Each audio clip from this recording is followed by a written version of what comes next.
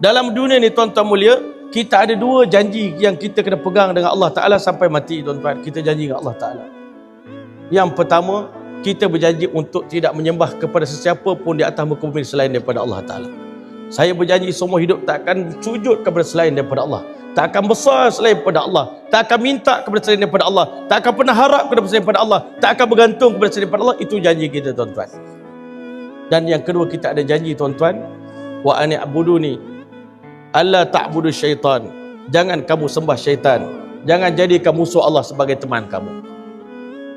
Hari ini ada orang jadikan syaitan sebagai guru dia tuan-tuan. Kita dah tahu syaitan memang nak hempuskan potensi manusia. Manusia ni makhluk yang paling istimewa di sisi Allah Ta'ala. Siapa yang nak congkil bakat manusia ni? Para Nabi. Para Nabi nak jadikan kita ni manusia yang lebih tinggi daripada, Masya Allah, makhluk-makhluk yang lain. Nabi yang congkil bakat Sayyidina Bilal daripada manusia yang tak ada harga, sampai tapak kaki Sayyidina Bilal bergema dalam syurga Allah Ta'ala.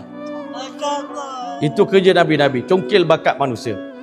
Ini kerja para da'i, congkil bakat manusia daripada nobody menjadi somebody tuan-tuan. Nabi telah keluarkan para sahabat daripada kegelapan yang nyata kepada cahaya Islam yang terang benderang, daripada kesesatan yang nyata. Wa in kanu min qablu la fi dhalalin mubin. Dulu kamu berada pada kesesatan yang paling nyata, sampai sahabat Nabi dipuji oleh Allah. Ulaika ala hudam min rabbihim. Mereka berada di atas petunjuk daripada Allah Ta'ala.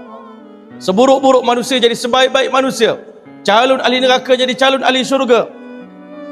Tuan-tuan mulia, sahabat Nabi daripada seburuk-buruk kurun berkat dakwah Rasulullah SAW menjadi mereka kurun yang terbaik.